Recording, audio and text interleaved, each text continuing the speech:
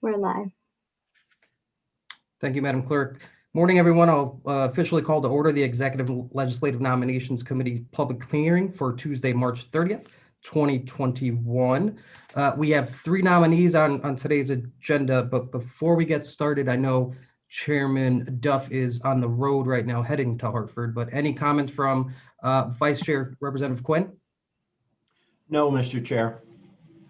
And what about our ranking member, Representative Kennedy? Thank you, Mr. Chairman. Because I know we have a short window and I want to welcome all of our nominees and let's get it done today. Thank you, sir. Thank you, Representative. The first item on the agenda is a House Joint Resolution confirming Sebastian Lombardi to be a member of the Connecticut Airport Authority Board of Directors. Sebastian, how are you? I'm doing very well, Mr. Chairman. Nice to see you. Good to see you as well. If you could do me a favor and raise your right hand, please. Do you promise, swear, or affirm to tell the truth, the whole truth, and nothing but the truth? I do. Great. The floor is yours for any opening comments. Very much appreciated, and thank you, Mr. Chairman, and all of the members of this committee. I really do appreciate the opportunity to be with you today. My name is Sebastian Lombardi. I'm honored to appear before you as a nominee for the Board of Directors of the Connecticut Airport Authority. I would like to first just thank Speaker Ritter for nominating me for this important role. I do truly value and appreciate his expression of confidence. I'm pleased to have this opportunity to be with you and to share with you some of my background and experience that I think will be a benefit to the Airport Authority.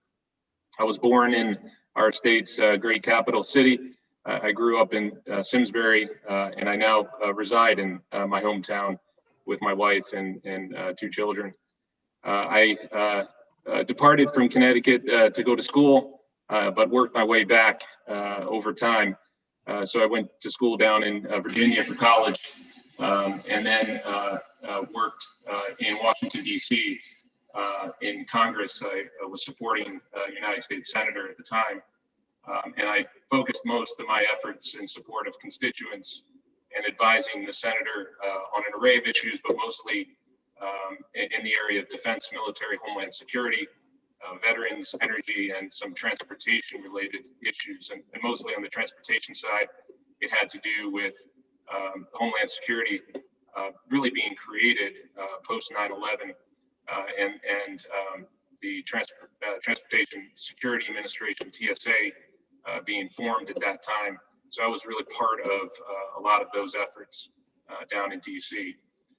At night, when I was done with my time with the senator, I earned a master's degree in government from Johns Hopkins University.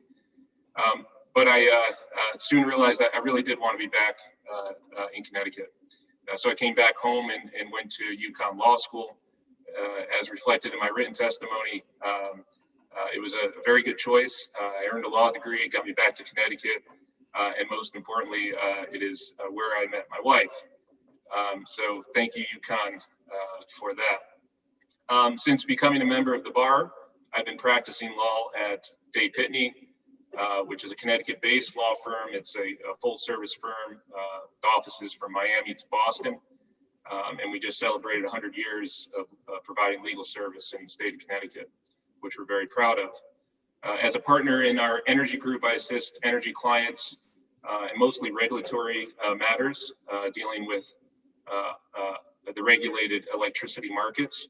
I serve as counsel and assistant secretary for a regional association of stakeholders that are involved in those highly regulated markets. And do a lot of work before the Federal Energy Regulatory Commission, which is located in Washington, D.C. So as part of my work over the years, I've been a frequent traveler from Hartford to D.C.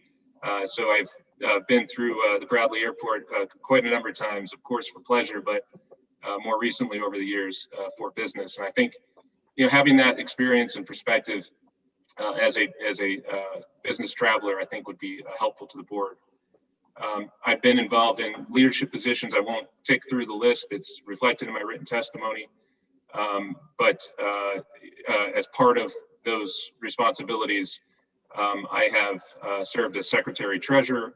I have served as vice chair of a number of committees, both in the region, in the energy field, and at the state and local level in Connecticut as well. So in all, I believe my background in government service, the leadership positions in the field in which I'm practicing, now my private practice itself and servicing clients in Connecticut, New England, and throughout the country, where I really work at the intersection of policy and regulation and business, I think will position me well to be able to contribute positively and importantly right away as a member of the Airport Authority. And it's really through these experiences that I've come to gain a perspective for various regulatory structures and frameworks and governance arrangements that I think are unique to the Connecticut Airport Authority and are things that I deal with on a daily basis for my clients. In my testimony, I remark that like the energy industry, the aviation industry is also a very highly regulated industry. So I'm quite familiar with the challenges that presents for the business community.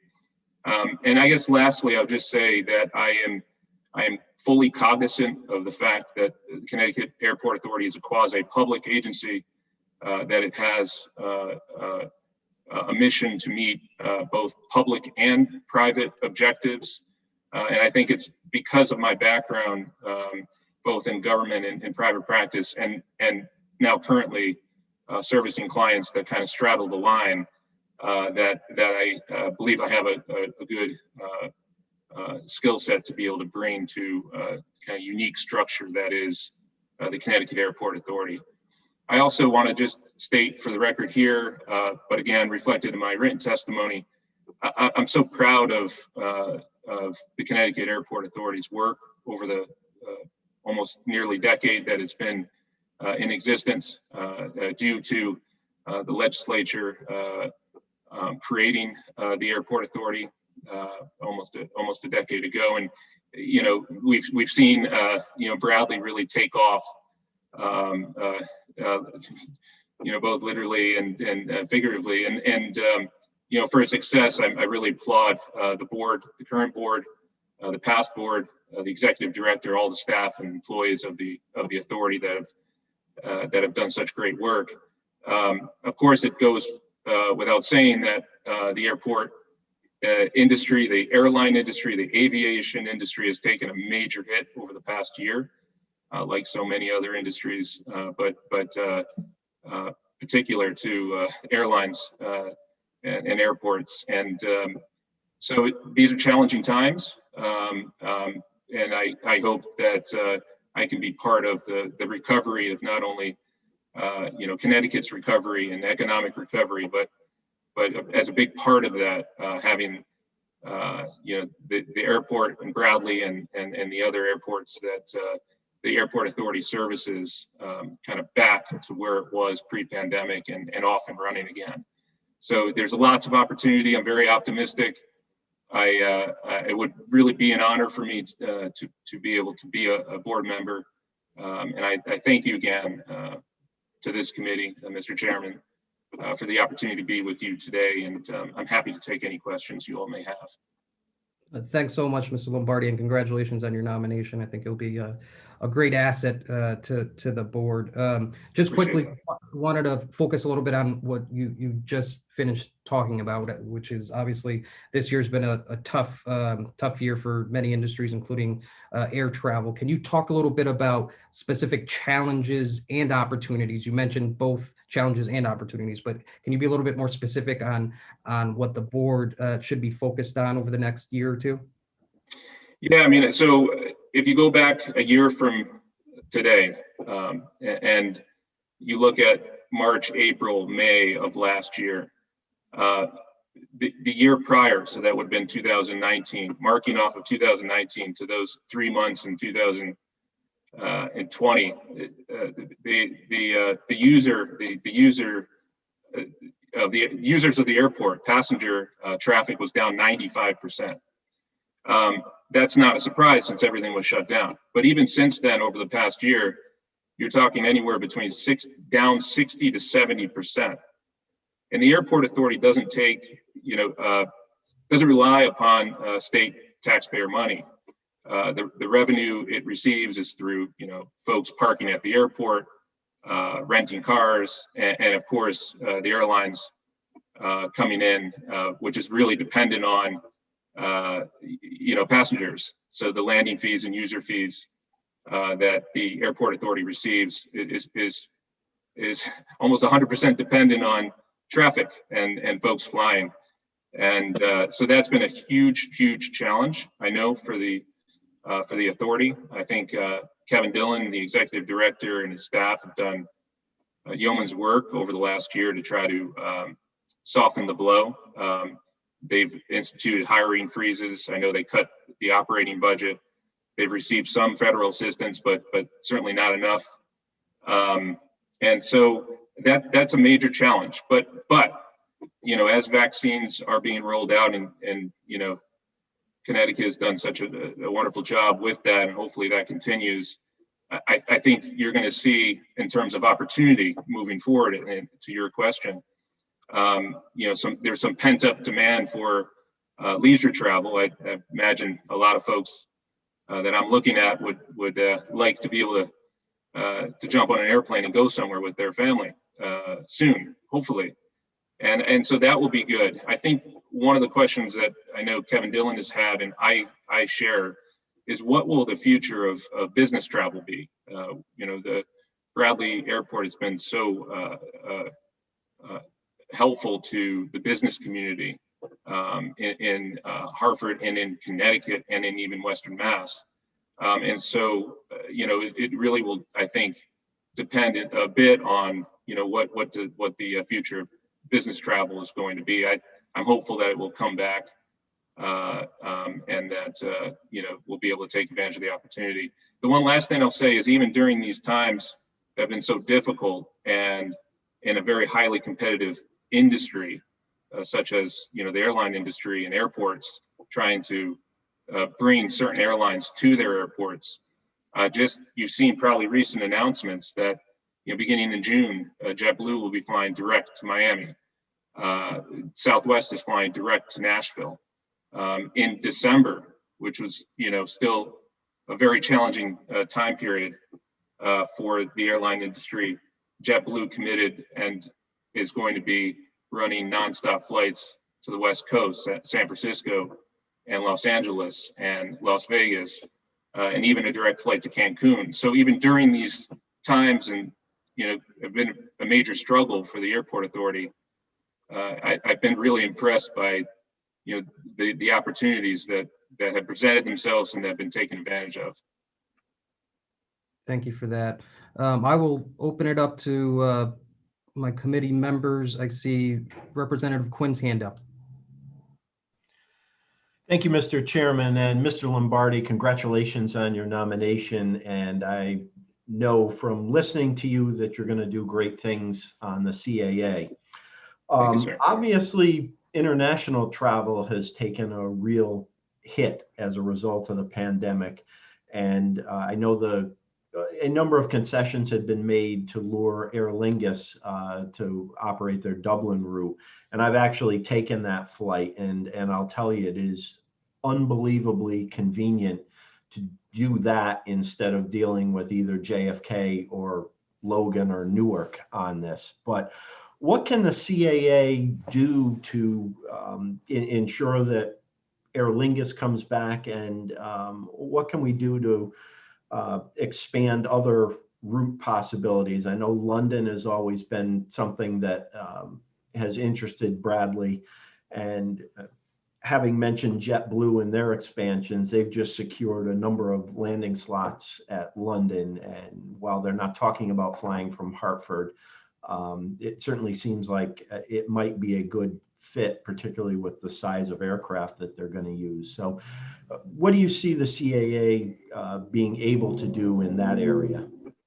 Well, thank you, Representative Quinn, and thank you for your kind words.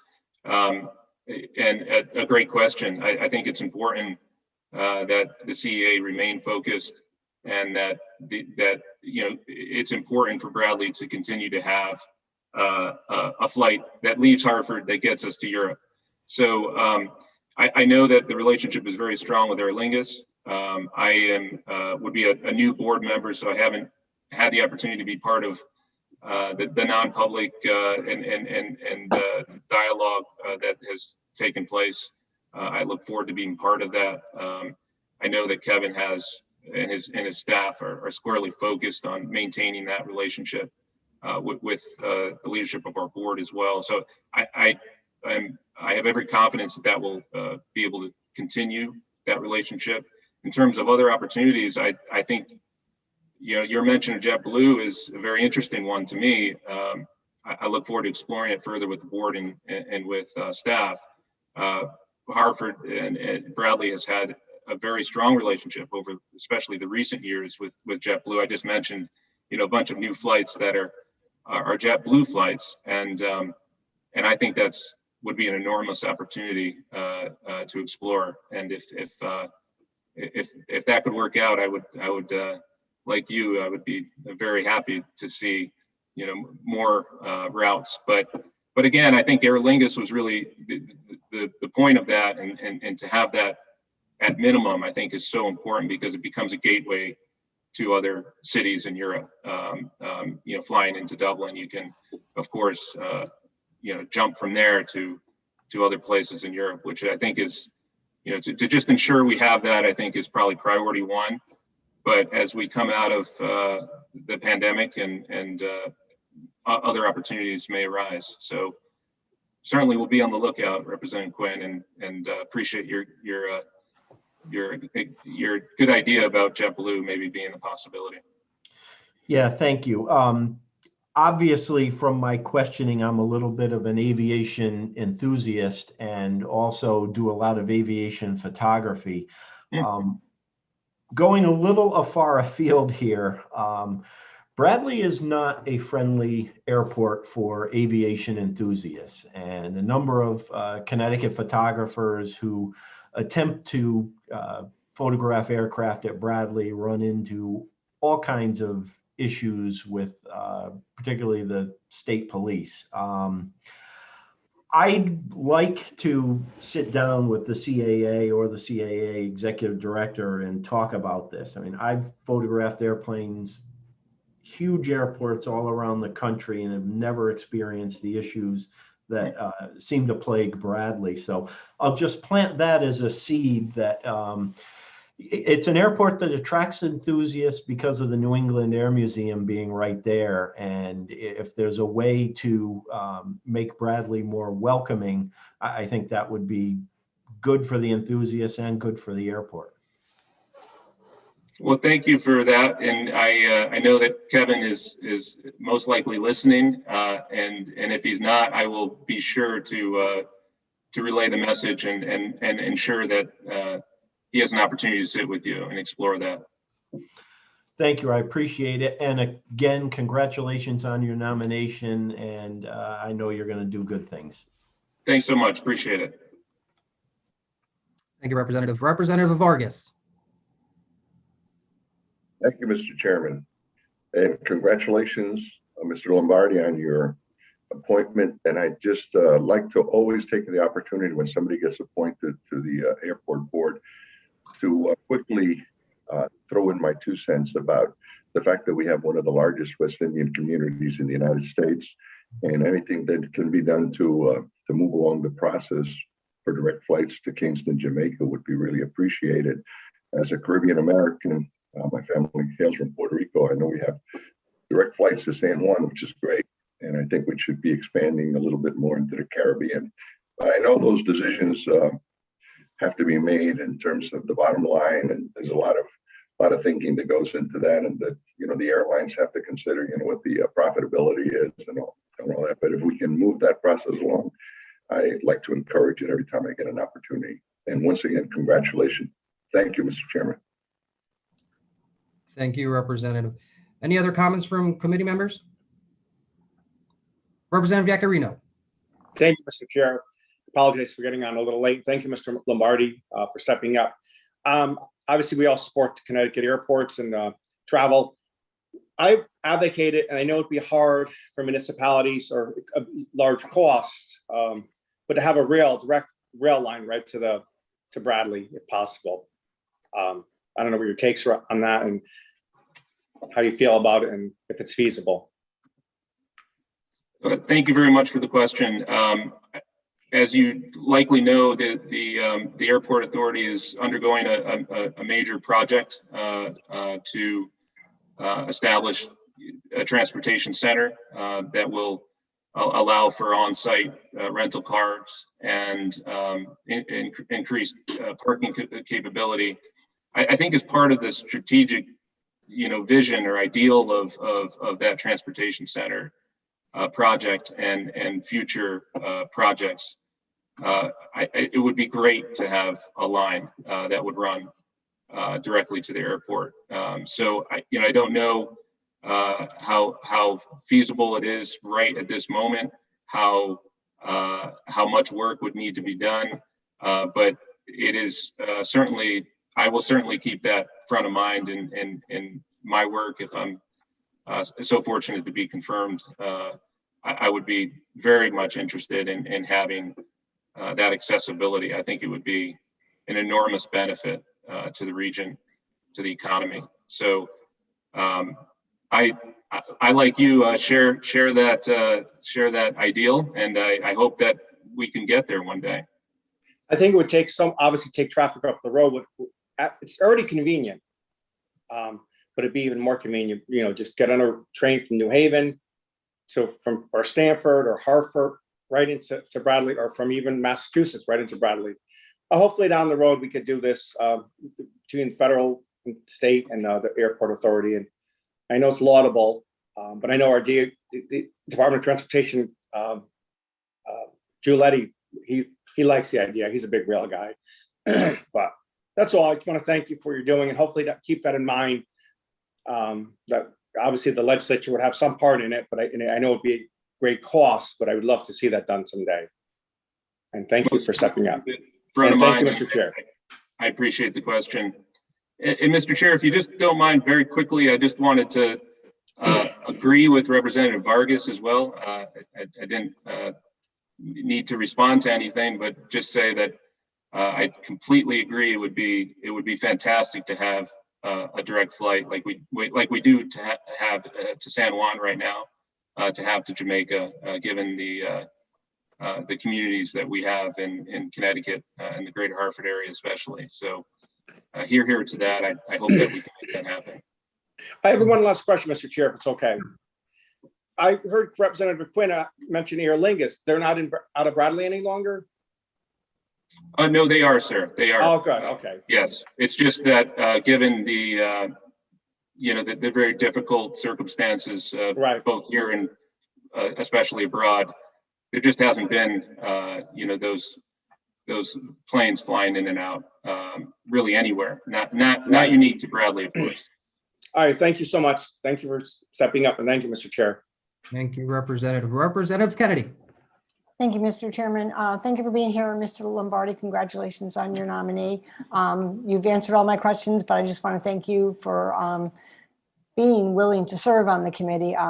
You seem like you have a lot of knowledge going into the appointment, so I think you'll do well to service our airport. So thank you very much, Authority. Thank you, Mr. Chairman. Thank you very much, Representative Kennedy. Thank you, Representative. I don't see any more hands up. So with that, Mr. Lombardi, congratulations again on your nomination. We look forward to working with you. But before you go, there's one question we ask every nominee. Is there anything in your past that you believe might prove embarrassing to this committee, to the governor, or to the state of Connecticut? No, sir. Great. Thanks so much. Have a wonderful rest of the day. Thank you so much, Mr. Chairman. All right, next on the agenda, we have item number 2, which is House Joint Resolution confirming Gregory, and I apologize, I'm going to butcher your last name, Greg, Pikuch of Hartford to be a member of the State Elections Enforcement Commission. Yes, it's Pietzu. Thank you, Representative. Yeah. Good to see you, Greg. Good to see you. Before you begin, if you can just raise your right hand. Do you promise to swear? Do you promise, swear, or affirm to tell the truth, the whole truth, and nothing but the truth? I do. Wonderful. Floor is yours. All right, thank you. Senator Duff, Representative Concepcion, and honorable members of the committee. My name is Greg Pietzu, and it's a pleasure to appear before you this morning as Minority Leader Candelora's nominee for a seat on the State Elections Enforcement Commission. And I do want to thank the Minority Leader for his nomination. By way of background, I've called Connecticut home for just about all of my life. I grew up in Simsbury. I guess it's Simsbury Day today. And attended public schools and graduated from Simsbury High School. After that, I attended Franklin and Marshall College in Lancaster, Pennsylvania, and earned a bachelor's degree in government. I worked for a year in Boston after that, and then came back home and enrolled at UConn Law School, where, among other things, I had the honor to serve as an editor of the Connecticut Law Review. I graduated law school in 2002 and was admitted to the Connecticut bar that fall, and I've been in private practice in Greater Hartford since. And about 2 years ago, I was fortunate enough to be able to open my own law firm here in downtown Hartford. Last fall, I got married, and my wife, Kathy, and I live in a brownstone on Capitol Avenue here in Hartford. I know that some of the recent nominees to the SEEC have had valuable experience from with inside the agency, and that is valuable experience. My experience, which I think is just as valuable, is coming from outside of the agency and working for candidates and with political committees in the field. For me, this started back in 2000. I was in law school and I volunteered to help my state senator on his re-election campaign, doing all the mundane tasks, stuffing envelopes, putting up lawn signs, going to town committee meetings and asking for volunteers, lit drops, everything like that. 2 years later, my senator was up again for re-election and asked me to be his deputy treasurer. In hindsight, I know it was a thankless task, but at the time I was ecstatic to be given that opportunity. And over the years, I've continued to stay involved in similar roles, particularly on the treasurer side. I was the treasurer for many candidate committees over the years, generally on the municipal level. I guess that once you sort of take on this role, people look to you and ask you to continue with that. For a time, I was the treasurer of my town committee for a political committee, and I was also the secretary of my town committee, which, though slightly different from the treasurer side, nonetheless has to monitor all the statutes and make sure your caucuses are noticed on time and follow all the laws and stay on top of that. On a personal level, I've been a candidate 3 times, twice for municipal office successfully. And I also ran for the legislature for state representative seat in 2010. And I was a participating candidate in the CEP. So I have firsthand knowledge in terms of how that works, again, from the outside. And the daunting task that sometimes first-time candidates will face in signing up for that program. But throughout all these roles, I've learned a lot about our campaign law, whether that be filing deadlines, contribution limits, distinguishing between organization expenditures versus independent expenditures, what qualifying contributions are, attribution requirements. And as a lawyer in the group, I often was the one that was asked to go pull out the guidebook and look up what this means or what we can do or can't do. I think that all of that time and experience with that has given me a broader appreciation for how our election laws and our regulatory processes affect and impact the countless volunteers that are out in the field, the vast majority of whom are neither lawyers nor election experts, but who generally want to get it right, follow the law, and do it right the first time. I've also seen firsthand the hard and thankless work of our local registrars and town clerks, moderators, and poll workers. And I've come to appreciate how much that those local volunteers are the backbone of our elections. I believe that the SEEC has an important role to play in safeguarding our elections, and that role spans the entire spectrum, whether that be from education on the compliance side, all the way to enforcement when there are allegations of a violation. But over the last 20 years, I've seen from the front lines, from my perspective, how our election laws have become more complex. And with that, the SEEC's importance. I'm hopeful that my combined experience outside the agency as a campaign volunteer and a candidate will bring a valuable point of view and will be an asset to the commission. I'm thankful for your time this morning. I ask for your support and would be happy to answer any questions that the committee may have. Greg, thanks so much, and congratulations on your nomination. I think Incredible work over there. Just one quick question, because I do appreciate your comments on kind of being that outsider and seeing things kind of from the either a treasurer's point of view or a candidate's point of view. Are there anything specific that you see that SEEK can work on to kind of reevaluate? You use the word complex, and I know a lot of treasurers. There's a lot of filings and things that you have to do on for SEEK's approval. So, are there anything specifically that you would look at to see if they can reevaluate? Sure. When I got involved 20 years ago, sort of the rule of thumb was find yourself a good accountant because they'd make a great campaign treasurer. And I think over the years it's evolved to find yourself a good lawyer. That's who you need to be your campaign treasurer. I think that just my interfacing from the outside, the commission does a great job with its guidebooks and it's has seminars and other things where if you want to, have a resource to go to, you have that.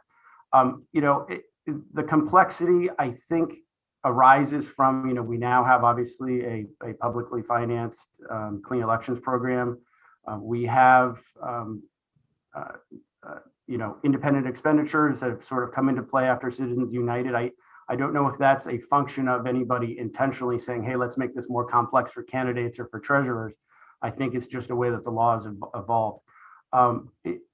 In terms of specific changes, I want to get inside the commission and talk with the staff and talk with fellow commissioners before making any specific recommendations. But I think that one of the things to think about in terms of I'll throw out a couple of examples. For example, Section A on the reporting forms, we can group together small contributions up to $50, and that allows your $25 contributor, and I'm talking about a non-CEP or non-participating candidate, to kind of group those together to lessen some of the reporting requirements. I think it's been at $50 since I've been doing this for the last 20 years. I think on the federal level, you don't have to itemize the contributions up to, let's say, $250. That's probably too high. But for example, can we raise the limit to which we have to disclose some of these smaller donations, maybe up to $100? That would probably lessen a reporting requirement. On the expenditure side, again, if you spend literally 55 cents on a stamp, that's something that needs to be itemized. Are there things that we can do to try to simplify some of the reporting requirements? I think sunshine is a particularly important thing in our campaign law. And I'm coming to it now. I'm not exactly sure where that balance is, but those are a couple ideas on maybe some of the things that we could do to try to maybe simplify some of the reporting. That's great. Appreciate that. I'll open it up. Representative Quinn. Thank you, Mr. Chairman, and congratulations on your nomination. And I agree with you that as an outsider who has campaign experience, I think you're going to bring a very good and different perspective to this.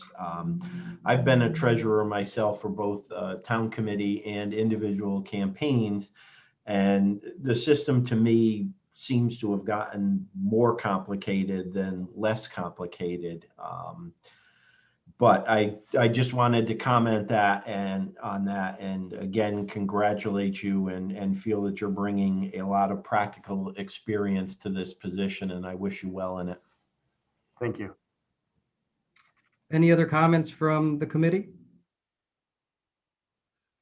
Representative Kennedy.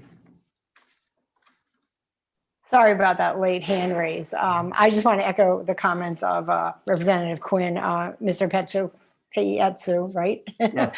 And thank you for your willingness to serve on this. And I too think as someone who's worked on the outside, you will be an asset to this commission. So I thank you for your time this morning and turn it back to you, Mr. Chairman. Thank you. Thank you, Representative. Thank you, Representative. Seeing no other hands raised, I just wanted to thank you and congratulate you again for your nomination and again for your willingness to serve on this important committee. But before you go, something we ask everyone: is there anything in your past that you believe might prove embarrassing to this committee, to the governor, or to the state of Connecticut? No, Mr. Chairman. That's great. Thanks so much. Enjoy the rest of your day. Thank you. All right, and then on the public hearing, the last but not least, we have item number 3, which is a Senate Joint Resolution confirming Megan Hastings of Suffield to be a member of the Milk Regulation Board. Ms. Hastings, how are you today? I'm nervous. How are you? Oh, don't be nervous. Before we begin, if you can raise your right hand, please. Do you promise to swear or affirm to tell the truth, the whole truth, and nothing but the truth? I do. Wonderful. Go right ahead if you have any opening statements. I guess thank you to everyone for hearing me out today. This is a totally new experience for me. I spent the morning in my barn making Greek yogurt and started bottling milk, but had to stop to come up here. So this is a big change of pace for me, and it's an honor to be nominated by Governor Lamont for this position. Born and raised on a dairy farm in Suffield, Connecticut. We milk right now about 100 cows. We have a dairy processing plant where in 2009, I decided it would be a great idea to start processing and selling our own dairy products rather than just shipping it off of the farm. So that business has grown steadily to becoming like my full-time job. I very rarely milk a cow anymore. So we have a traditional milking parlor. We have a new fancy robotic milker. We have a dairy plant. So I deal with a ton of inspectors and inspections and regulations. And we also have a farm store and we do beef. So there's, fun stuff with that.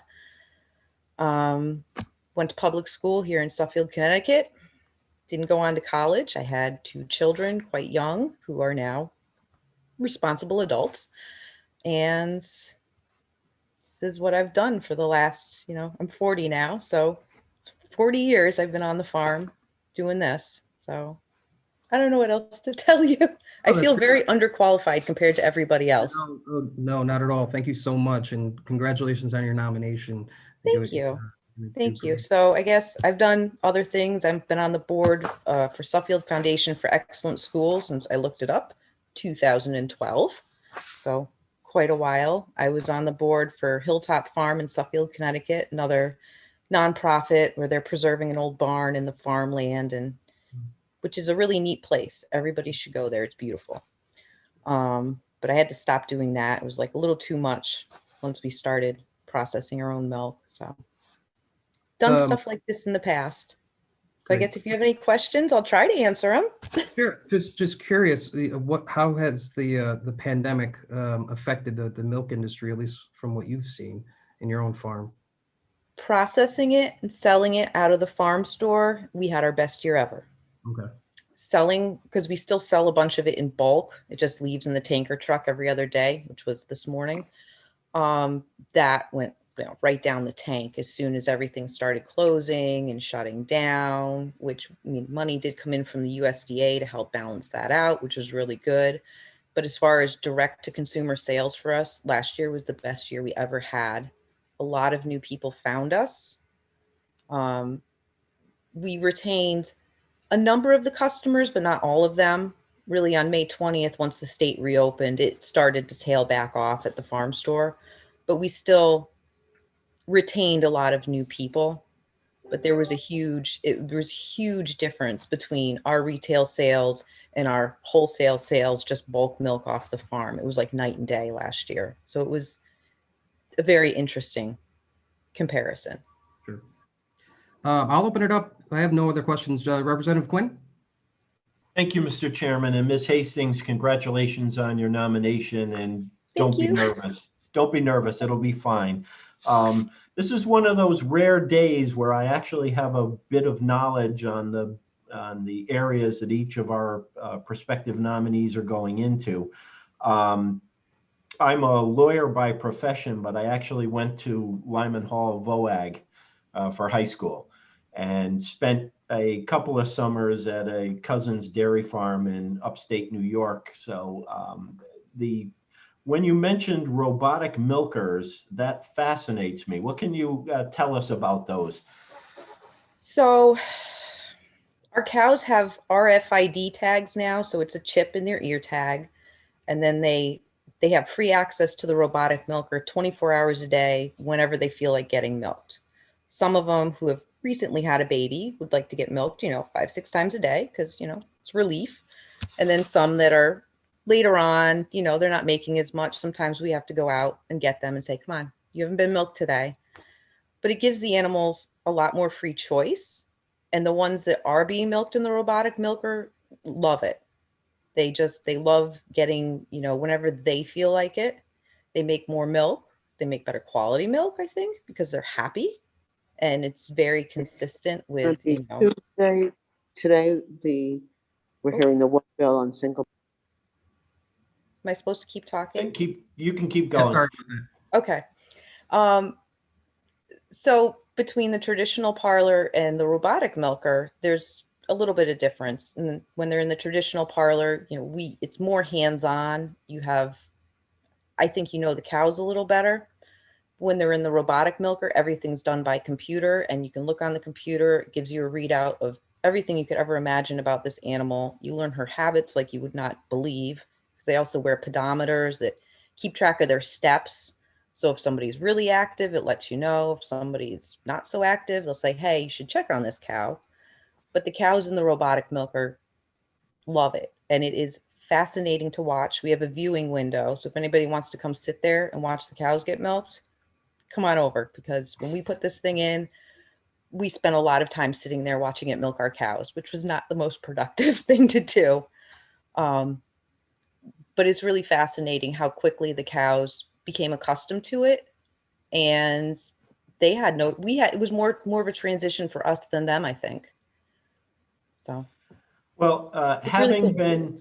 having been kicked in the head by a Holstein that wasn't Yep. interested in being hooked up, I think if robotic milkers had been around 35 years ago when I was doing it as a teenager, that would have been a great thing. What do you see as your role in helping the Milk Regulation Board? That's a good question, because I'm not totally sure. I came into this a little bit of a weird way. Susan Bisowitz called me and couldn't give me a whole lot of information. So I tracked it down. I ended up talking to Wayne Kosacek, who explained to me what it was. And oh yeah, that I would be a good candidate because you needed 2 producers, 2 processors, and 2 distributors. And he said, I covered all the bases. So I guess I do a little bit of all of that. And I don't know. I'm always willing to give my input. So No, that's I don't know great. what to And tell you. I read through the minutes. Looks like stuff I should have a good handle on and do the best I can. No, that's great. No, I think you're going to do very well, and I may have to take you up on that opportunity to come up and watch the robotic milker. Anytime you want. Thank you. And thank you, You're Mr. welcome. Chair. Thank you, Representative. Senator Moore. Hi, Megan. How are you? Good. How are you? Good. Welcome to this. I think you bring a lot to the table. You're a fighter. See how you could have walked away and you didn't, Yeah. and how you built your farm back up to be something really. Did you expect it to turn out to be the way it's going right now? No, I didn't. Even my father, my father's still around. He's on the farm every day. He's always like, he can't believe it when the cars are just pulling in, and he goes out and talks to customers. He never thought it would be like this. And it's been good for all of us, even just a morale boost. At the end of the day, we're still all sitting around going, all right, where's the money going to come from for this piece of equipment? But, we're all in a better frame of mind about it. So I do some work with Food Solutions New England and the Connecticut Food System Alliance, looking at dairy and fisheries and everything sustainable, trying to sustain food in the New England states, seeing what we can pull from all of the states around us to be able to feed people and with dignity for farmers, right? And I've met a lot of farmers who have not been able to make it, and some young farmers getting started. And the governor put together a bill this year that will help new farmers be able to get some funding to buy land. So I'm hoping that there'll be something in this new Rescue Act that to help farmers and work with you. I think you'll be perfect because you bring not only do you bring that experience, you bring that fight to sustain yourself, that you understand how important it is, the land and what you produce. So congratulations. I know you'll be fine. Thank you. You're welcome, dear. Thank you, Mr. Chair. Thank you, Senator. We have Representative Kennedy, followed by Representative Yacarino. Thank you, Mr. Chairman, and thank you, Ms. Hastings, for being here. I have to say it's very heartwarming to hear that you had such a fabulous year, especially given everything. So that is just wonderful. You do bring a wealth of knowledge. At least to me, I've learned so much from you today, so I want to thank you for that. And you have a lot of enthusiasm going into this position, so congratulations on your nomination. And I think you're going to be very effective on this board, and I congratulate you. Thank you so much. Thank you, Mr. Chairman. Thank you. Thank you, Representative. Representative Yacarino. Thank you, Mr. Chair. Thank you, Ms. Hastings. It's impressive. You're very impressive. 10 years ago, I got elected, I think 11 years ago, and the dairy farmers were leaving Connecticut. And you seem to turn an industry around to the positive with innovation and hard work. So I just want to say congratulations, but also you're doing well, but how's the industry itself doing in Connecticut? It's a very hard state to be a dairy farmer in. Just the cost of living, the cost of land, the cost of everything makes it Right. And we don't have kind of the spread out acreage that, there are in other parts of the country. But it's a very rewarding part of the state to be a dairy farmer in because you are so close to your customer base. And it's great when people just stop in, can I see the animals? Because you are, in most parts of our state, very, close to everyone else. So it's good and it's difficult, but it's also, can be very rewarding and great. So as far as, the population of dairy farms in Connecticut, I don't know. I should know. I don't know how many we have. The last time I knew, I think it was less than 150, and I am sure it is way less than that now. Yeah. I think we're just, sorry. No. I think that sounds sort of accurate, which I think is probably closer to the 100 range, 110. Probably, well, yeah. I think you're going to bring a breath of fresh air. Any industry, you have to innovate, and you definitely have innovated. And, your cows are healthier. The milk's probably much better. And like Representative Quinn, I'd love to come up someday and take a look around. Do you sell milk there? Do you sell anything else? Like butter? Bottled milk, chocolate milk. We make Greek style yogurt in 9 flavors. Ricotta. I had been making aged cheese until the pandemic hit and things just went totally haywire. So we kind of stopped doing that for now, taking a step back. And hopefully this fall into winter, I'll start making some cheese again. And then we have a beef herd. So there's a lot going on right now. And summer's our busiest time. All of our wholesale accounts are open and everybody's cranking full bore. So yeah, a lot of stuff. I appreciate everything. Keep working hard. I'm sure you have quite a few employees, and give our best to your family. Not so much. No, it's mostly family. And then John, who's like the older brother I never wanted. And Troy, who's been here forever. But yeah, it's like all the family works here. Well, that's good. My kids help me. Yeah. Well, thank you so much. And we appreciate you stepping up. I think you're going to do terrific. And thank you, Mr. Chair. Thank you, Representative. Seeing no other hands up, Ms. Hastings, congratulations again on your nomination. And I'll echo my colleagues' enthusiasm of how well you're going to do on this committee. But before you go, there's one question we ask every nominee. Is there anything in your past you believe might prove embarrassing to this committee, to the governor, or to the state of Connecticut? Nope. Thank you so much, Ms. Hastings. Thank you. Have a great rest of the day. You too. With no other items on the public hearing agenda, I will adjourn the public hearing. Madam Clerk, we will wait a couple seconds before convening the committee meeting, if that's okay with you.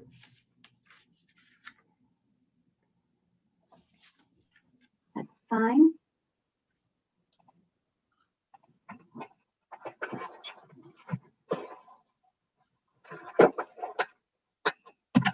get myself situated. And Let me know when you're ready.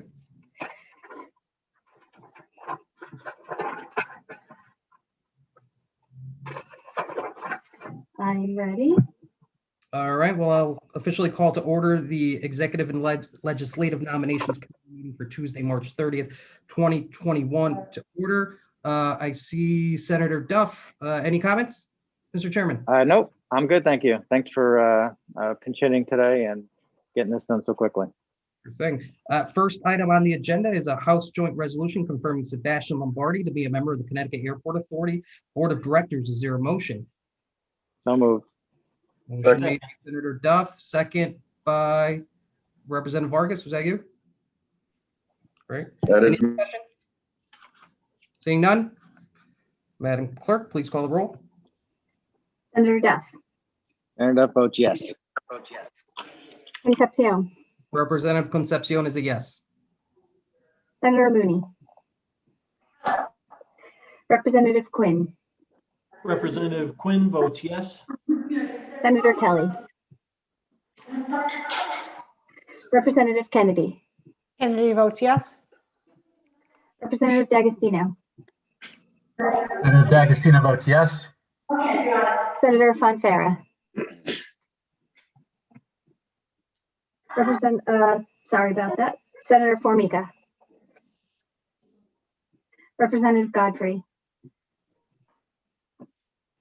Senator Hartley. Senator Kushner. Senator Hartley. Oh, Senator Hartley. Hi, good morning. Senator Hartley in the affirmative. Thank you. Senator Kushner. Senator Kushner votes yes.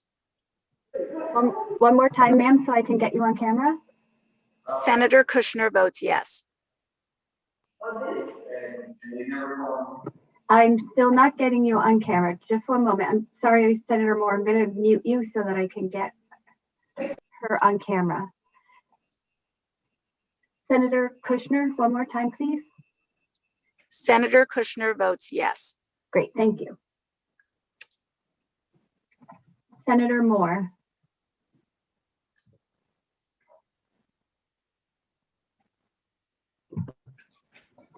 you're muted. Senator Moore votes Yeah, yes. yes. One more time, ma'am. Senator Moore votes yes. Thank you. Can you hear me, Wendy? Yes. Yes, I can. Thank you. Representative Perillo. Senator Summers.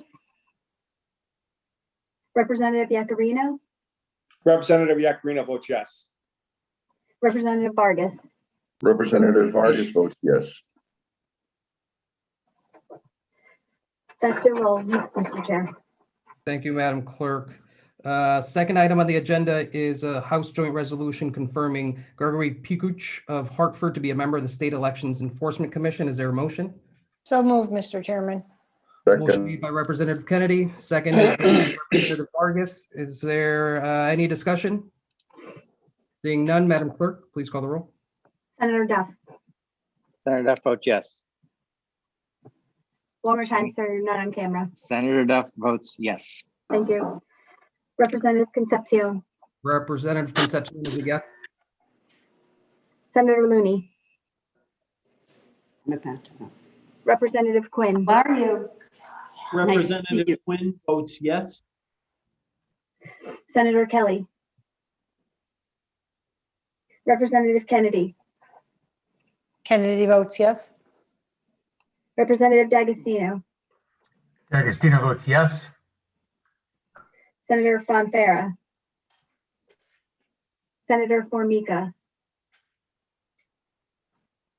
Representative Godfrey.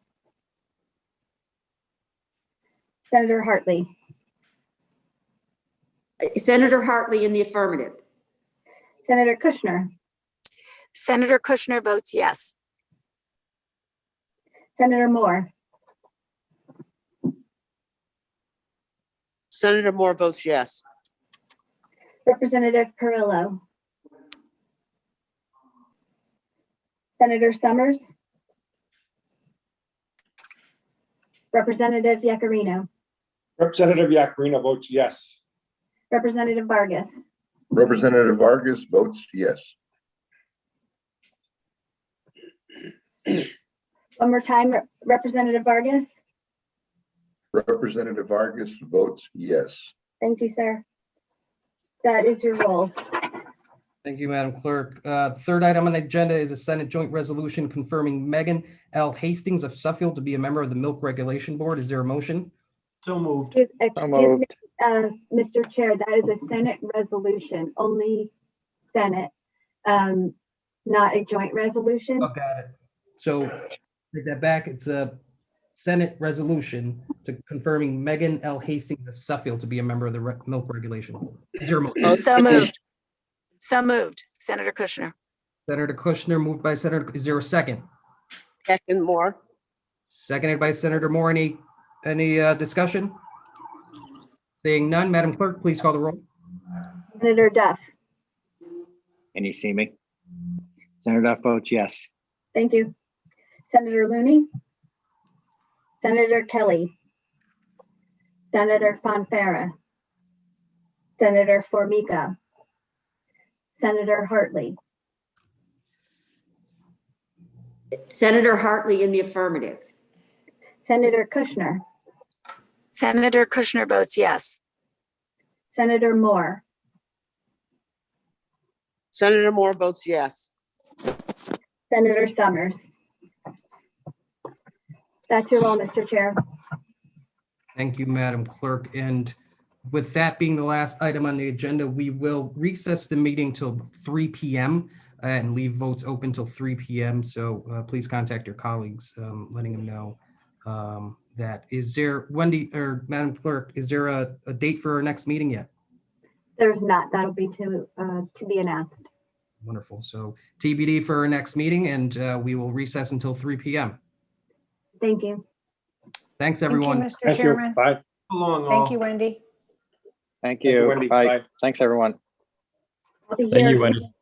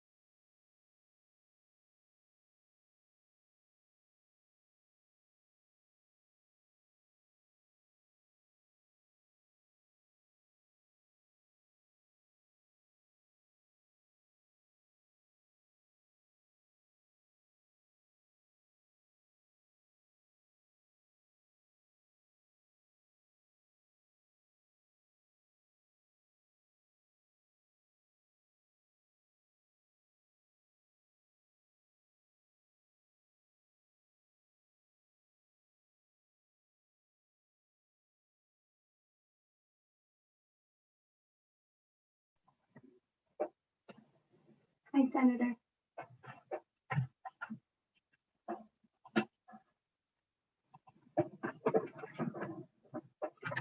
You're muted, ma'am.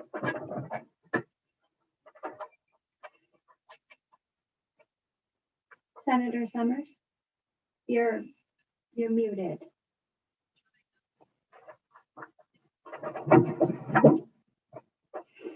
There we go.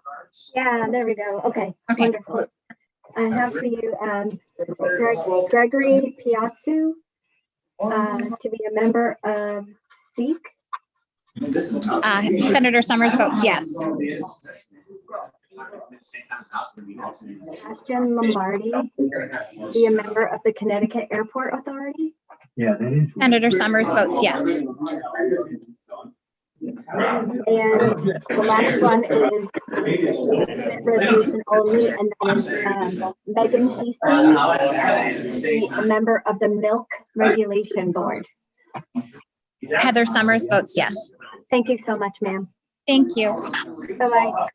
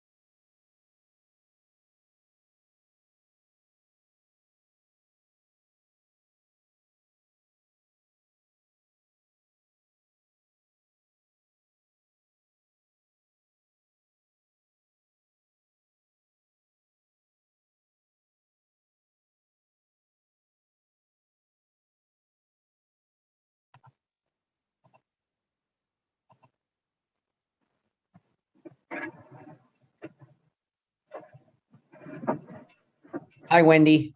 Hi, Representative. How are you? I'm well, thanks. 3 nominees today. Gregory Yes. Piazzu for Seek, Perosa, yes. Sebastian Lombardi for the Airport Authority, Perillo's, yes. and Megan Hastings for the Milk Regulation Board. Oh, sorry, no, that's Senate only. You're all set. Oh, okay, great. Thank you so you. much. Bye-bye. Bye. Take care.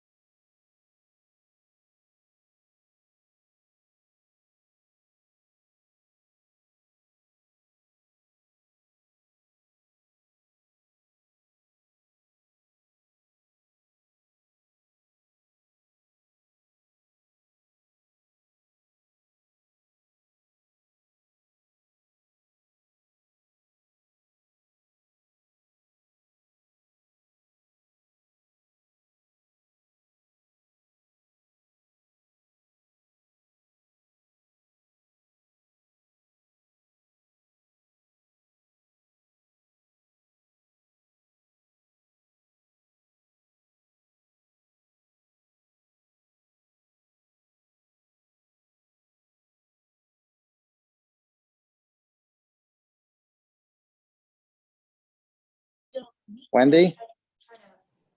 Yes. Oh, hey, I have Marty here. Okay. So can you, hold on, I'm gonna just take off hold on, I can't believe I've got, hold on. Okay, you there? I'm here. Okay. Can you see me? Hi, Wendy. Hi, Marty. How are you? Well, Good. thanks. How about you? Thanks. Yeah, Bob set it up so I can vote on the exec noms from today. Oops. I lost you there. Lost me there. They were just local, Bob. I just hit hit close. Hey, Bob. Just stay in. Oh, hit close or what? I can hear you. I just can't see you. Okay. Yep. Can you see me? Okay. Ready to vote. Okay. I have Gregory Piazzu for Seek. Can't hear you too well. Let me see. Let me see if I The volume. Can you hear me better now? Oop, we get tried up the volume on this. Is Bob there? We lost the volume there. Can you adjust it on your end? Can you hear me better now? Just could hear it before. Sure now. Can you hear me now? I can hear you. Can you hear me? Yeah, I can hear you now. It's better. Okay. Yes. Gregory Piazzu for Seek. Senator Looney votes yes. Sebastian Lombardi for the Airport Authority. Senator Looney votes yes. And Megan Hastings for the Milk Regulation Board. Senator Looney votes yes. Okay, that's all there is. Thank you. We're all set. That's it. Thanks, Wendy. Okay. Bye. Hey, Michael, how are you?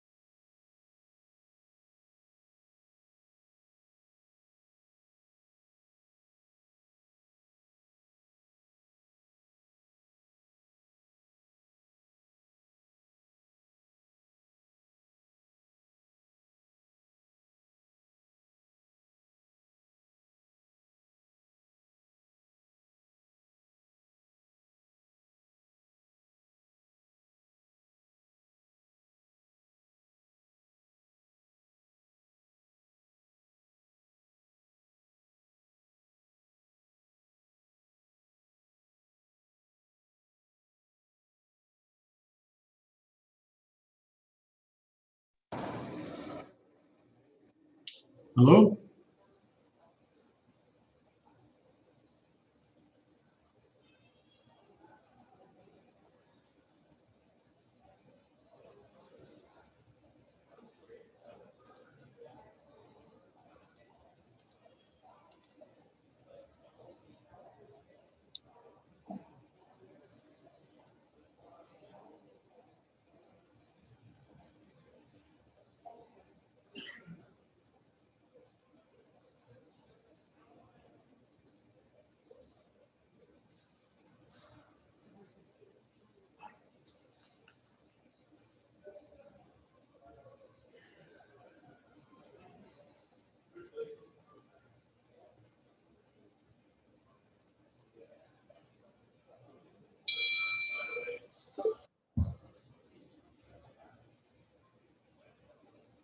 Hi, Wendy. I can't hear you. I can hear you. I Oh, can't okay. see you, but if they have started session, I can't take your vote. Have they I don't begun? think they have not started yet. Okay, I can't see you. Wait, hold on. I- Just one- I have my video on. All right, hold on. Let me see.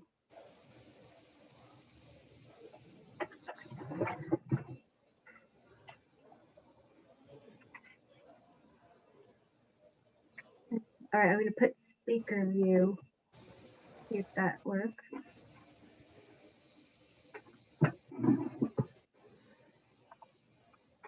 Okay, I see just a black space where you should be. So I have stop video, Okay, now I see you just your name. Okay, and then you did start. start video. I turned it off and on. And I just see a black spot where you are meant to be.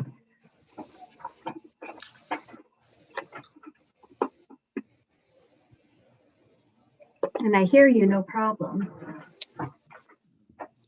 Nothing's blocking your camera or anything? I don't think so. I don't know. Let me,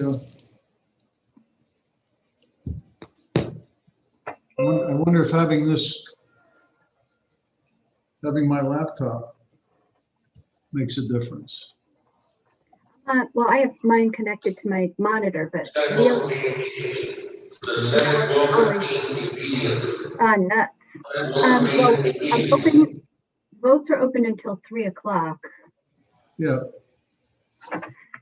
So if the Senate is over by 2 o'clock, I can vote from 2 to 3? Is that what that means? Yeah, that was why we did it, so that Okay. senators could still vote. All right. All right. Well, maybe I should go in there and try that later. All right? Yeah, that's no problem. I will, I'll text Kim too to make sure Okay. that we get yours. All right. Thank you. Okay, sure.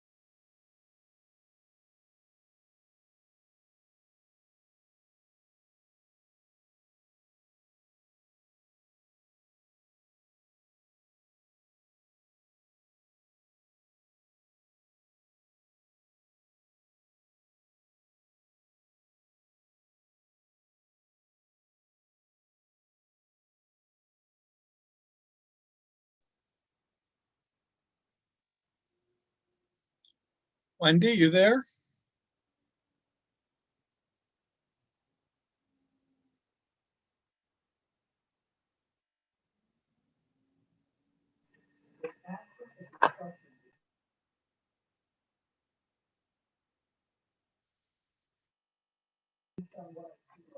Crazy system, huh? I just got my second shot. I'm going to go into the office as soon as, in another 2 weeks, just to get out of the house. Yeah.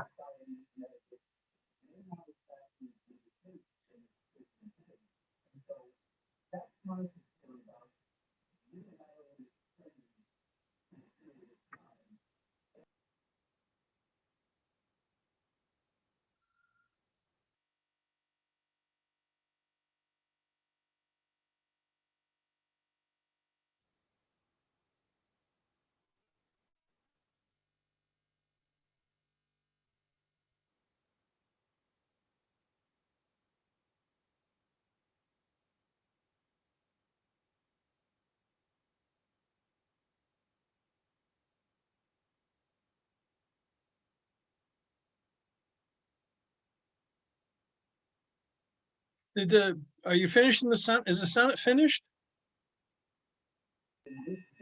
No, it's going on Okay. right now. All right.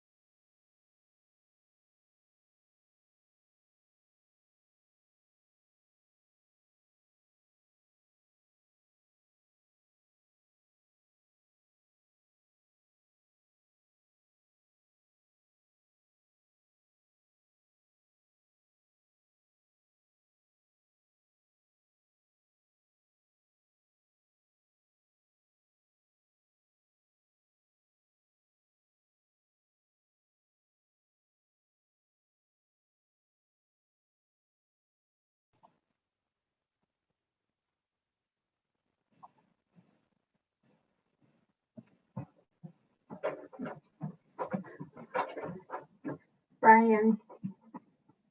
I'm in Zoom. Representative Godfrey, are you there?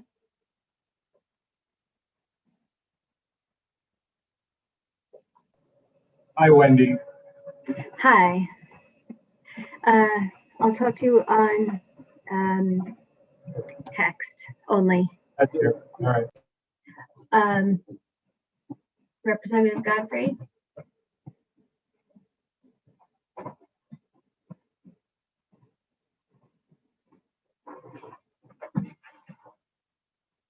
I'll email you.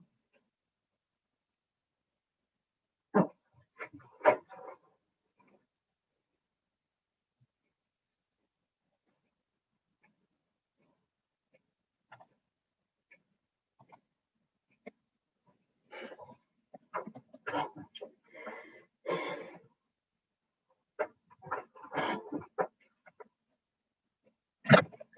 How are you? Okay, how are you? I was watching the Senate session. I couldn't take votes because they're in session. Oh, they're still in? Yes, that's why we were open till 3 because they anticipated finishing by 2. Yeah, okay. Did they already eat? They are in, so that's why I was just kind of watching it on the TV. Yeah, I don't mind. Yeah. Starting my I get it. lunch, you know. So I was gonna try to make sure that I got everybody's vote once they finished. You know, texting folks that didn't have a chance to vote. Okay. So So you have my cell phone number? yeah, Okay, good. give it to me just in case, but I'm sure I have it in my phone. Sure. Oh, you know 203. what? Don't give it on Zoom. Don't give it on Zoom because we're still live. Oh, Email it to me. Or you probably have mine. yeah, well, I was actually just checking that. Okay.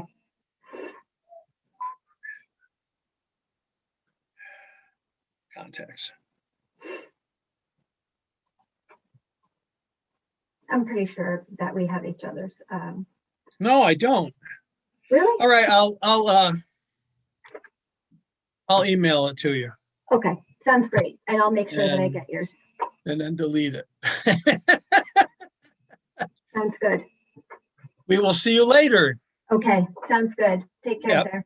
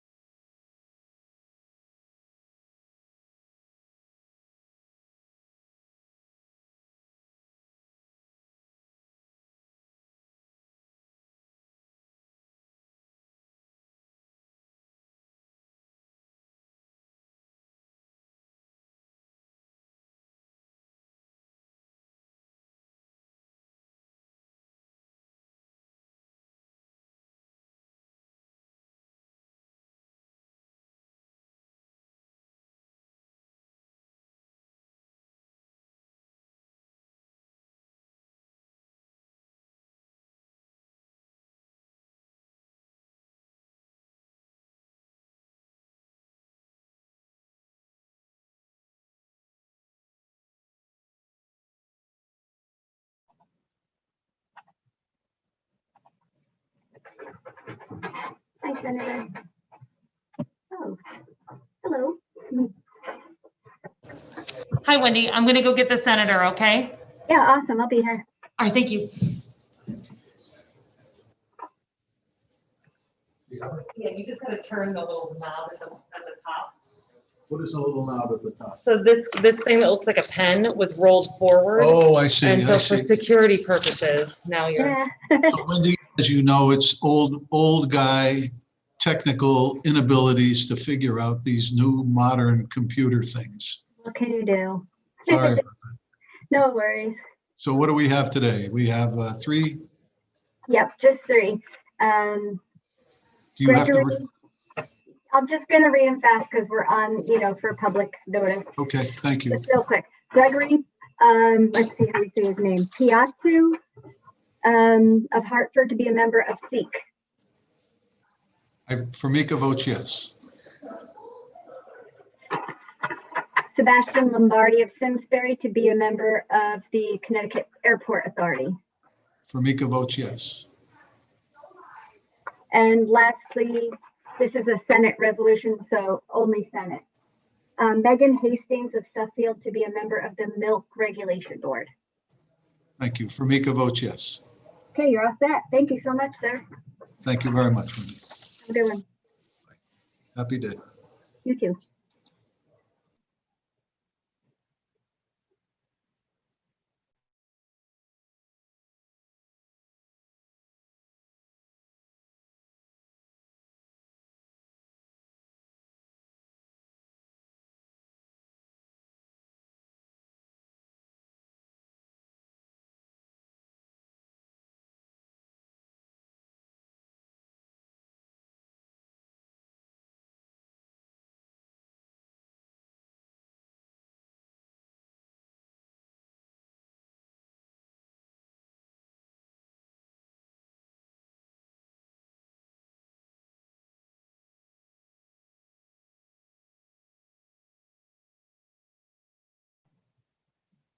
Hello.